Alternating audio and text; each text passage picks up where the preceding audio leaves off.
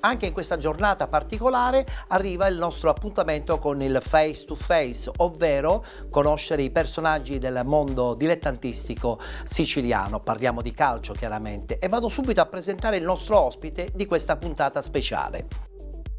Ex calciatore, uomo di sport, elegante dentro e fuori dal campo. Adesso dirigente calcistico, con le stesse caratteristiche che lo hanno contraddistinto quando faceva il calciatore, ovvero correttezza, lealtà e conoscenza.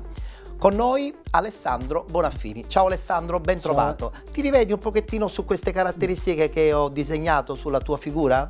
Sì, diciamo di sì, ho cercato di mantenere sempre quello che è il mio stile di vita, il mio carattere, il mio comportamento, ma soprattutto quello che mi ha contraddistinto il rispettare le persone. E da calciatore lo facevi tantissimo? Sì, tantissimo. Ero un tipo che non mi piaceva prendere cartellini gialli, rossi, cercavo sempre di mantenere sempre una certa freddezza e lucidità. E ci riuscivi? Sì. Ci riuscivi.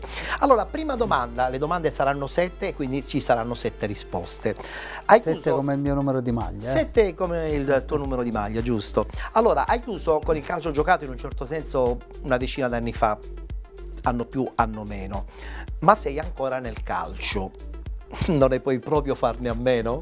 No, diciamo di no, perché il mio ragione di vita, vivo giornalmente, quotidianamente, minuto per minuto di calcio. Non ne puoi proprio fare a meno? Vorrei, ma non posso, perché credimi, anche io mi sono costruito una realtà nel mio paese che è Niscemi, sì. Niscemi, dove ho un centro sportivo, scuola calcio, si è creato anche lì un ambiente importante. Quindi anche lavorare con i giovani ti piace? Tantissimo, mi è sempre piaciuto lavorare con i giovani, ma a volte arrivano chiamate dove ti mettono alla prova di confrontarti per vincere qualche campionato. È vero, è vero.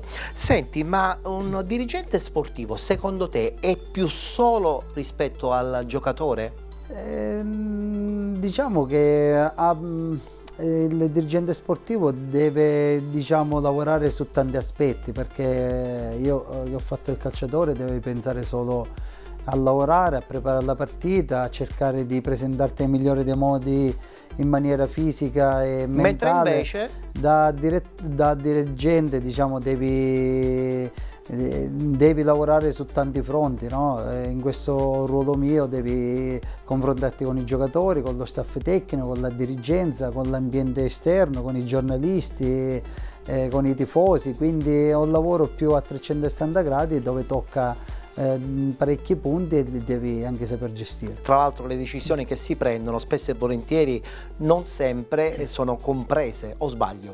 No, a volte si vive, soprattutto noi viviamo tanto di risultati, perché fin quando arrivano i risultati positivi va tutto bene, quando invece arrivano i risultati negativi è lì che viene la forza e la bravura di un dirigente, dove deve trovare l'equilibrio, trasmettere la serenità all'ambiente e soprattutto andare a risolvere il problema del momento negativo. In questo caso l'esperienza da calciatore anche professionista ti ha aiutato? Sì, diciamo, a me mi ha aiutato tanto, perché io sono stato a fare il dirigente in una piazza come Gela, dove ci sono stati anche momenti difficili, però mi ha aiutato perché io sia da calciatore facevo il capitano bene o male è sempre quello che deve fare da parafulmine e aiutare. È un equilibratore. Sì, l'equilibratore. È vero, è vero. Senti, nella tua carriera tantissima Serie C, tantissima Serie D, ma hai qualche rimpianto tuo personale? Col senno di poi sì, perché mi ricordo un aneddoto così con il mio amico Roberto Boscaglia. Allora io giocavo a Casarano, mi chiamò, mi pregò per tanti giorni dell'estate. Non è che ho rifiutato Trapani, ma con tutto il rispetto a Trapani, certo, mi trovo a Casarano, un'altra bella piazza dove lì ero il capitano, mi stimavano. Non sentivi la necessità di cambiare, diciamo? No, in quel momento no, però col senno di poi era meglio Trapani, perché poi il Trapani fece quella scalata che andò in B, portò invece a Casarano in Serie D, sì. arrivò il fallimento, quindi... Certe volte alcune scelte non nascono di impeto, nascono perché magari vengono ragionate, forse non dovevi più di tanto ragionare. Sì, no, ti ripeto, io sono stato sempre uno che, come non ho mai cambiato a stagione in corso. Quando io do una parola, per me è quella, fino alla fine possono... Questa è lealtà. E soprattutto nelle difficoltà non sono mai scappato via. Questa è lealtà, caro Alessandro. Senti, ma perché dirigente sportivo e non allenatore? Ma uno nella vita deve fare quello che si trova più a proprio agio. Non mi dispiacerebbe fare l'allenatore perché mi piace leggere le partite, io vado spesso in tribuna perché mi piace vedere dall'alto la situazione, si vede meglio. E poi farmi trovare preparato soprattutto quando ci sia il confronto con il tecnico. Forse la parte del dirigente è quella che ti permette più, nella mia mentalità, nella mia cultura, è quella di programmare, no? Quando mentre un tecnico, ahimè, non ha quella fortuna di programmare. Non ha molto tempo a sua disposizione, sì, deve fare risultati. In maniera sbagliata, perché non la condivido, so, questa... Però la politica in questo momento calcistica ti porta a queste definizioni. Io mi auguro che possa cambiare questo trend, perché come possiamo vedere che poi alla fine non porta mai nulla. Mai, cambiamenti anzi, non porta alla distruzione della figura dell'allenatore e spesso e volentieri anche al disastro in società. Sì. Altra domanda, hai costruito probabilmente tante amicizie che durano ancora a distanza di parecchi anni con i tuoi ex compagni di squadra, di spogliatoio?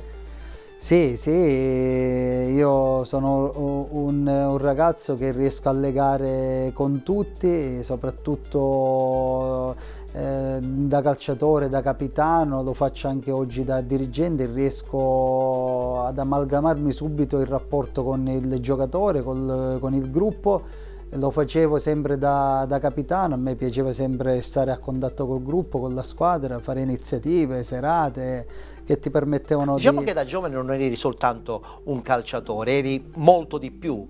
Sì, davo tanto all'interno dello spogliatoio, che poi era quello che mi permetteva poi magari di trascinare un gruppo, e magari era la fortuna per poi raggiungere gli obiettivi prefissati. Senti, una domanda che un po' avvicina anche la tua sfera familiare. Che papà ti senti? Cioè, come vivi i tuoi impegni, chiaramente con insomma, la tua attività calcistica, in questo caso sportiva, nei confronti della tua famiglia? Io devo sempre ringraziare mia moglie, perché stiamo assieme da 25 anni e grazie a lei ho potuto fare la mia carriera calcistica in maniera diciamo serena e tranquilla, perché è stata una... È siciliana? Sì, è siciliana, del mio paese. Okay. Lei ha tanta pazienza, mi ha supportato e sopportata, abbiamo condiviso fortunatamente tantissime gioie, perché abbiamo vinto assieme tanti campionati, perché metto a lei che veramente era quella che sia nelle scelte che anche equilibrio durante il percorso. Ma una donna, soprattutto di un atleta, di un calciatore in modo particolare, è fondamentale quando riesce, attraverso le proprie parole, i propri gesti, a dare equilibrio all'atleta e all'uomo. Soprattutto, poi abbiamo una bimba meravigliosa, si chiama Eva, è dolce, è molto affettuosa, con me molto legata. Mi dispiace che a volte gli rubo tanto tempo, perché vado spesso il sabato e la domenica con la squadra, e quindi quando posso cerco di stare insieme a loro. Quanti anni ha? 10 anni. 10 anni, vabbè, ancora insomma assolutamente bimba, quindi avrai modo anche di godertela col passare degli anni. Allora, chiudiamo la nostra chiacchierata qui nel Face to Face con una domanda che forse potrebbe anche un po' spiazzare il nostro ospite. Chi butti giù dalla torre in questo momento e chi invece salvi dalla caduta nel mondo calcistico, dato che ti riguarda soprattutto questo sport? Ma in questo momento un po' il sistema calcistico italiano sarebbe un po' da rivedere, perché io credo che se non si fa in fretta a cambiare un po' la cultura, la mentalità nel sistema si rischia veramente di distruggere quello che è il nostro calcio italiano, che è stato storicamente se non il primo ma uno dei migliori al mondo. Oggi, adesso siamo in sofferenza. Oggi siamo in netta sofferenza e mi auguro che a più presto venga cambiato in fretta, ritornando ai vecchi valori e agli uomini di calcio che c'erano. Però quando si parla di sofferenza, Alessandro, penso che sarai d'accordo, soprattutto nel mondo del calcio dilettantistico, l'innesto adesso in maniera così repentina di tanti stranieri ha fatto sì che le scuole calcio anche di piccoli centri soffrano, e quindi praticamente non viene più fuori il talento giovanile, magari per proiettarlo in una squadra importante. Infatti, appunto, il ritorno al sistema calcistico, secondo me si dovrebbe bloccare un po' il numero degli stranieri e dare più possibilità a noi italiani di poter fare quello che tutti noi amiamo, quello che è il gioco del calcio. Allora, questa è la cosa che tu butti giù dalla torre, cosa invece dalla torre salvi da una possibile caduta? Ma io mi auguro di salvare il Ragusa e cercarlo di farlo salvare in maniera serena e tranquilla in questo campionato difficile. Sei un uomo di equilibrio e sono sicuro che porterai a compimento questo tuo progetto e anche il tuo nuovo percorso che ti possa proiettare sempre in maniera più determinata nel mondo del calcio, non soltanto dilettantistico. Tu da ex professionista penso che sia anche una tua ambizione ritornare tra i professionisti. Sì, Ettore, diciamo che quello è il mio sogno che era da calciatore, andare a giocare nei professionisti. Ci sono riuscito con il mio modo di fare, il mio karma, cerco di passo dopo passo, mattone dopo mattone, sogno di andare a fare il direttore nei professionisti e mi auguro di riuscirci con l'ottimo lavoro. E noi te lo auguriamo. Grazie. Grazie Ettore, a te, e grazie sempre per l'invito. Grazie dunque ad Alessandro Bonaffini, uno dei protagonisti del nostro Face to Face. Appuntamento al prossimo.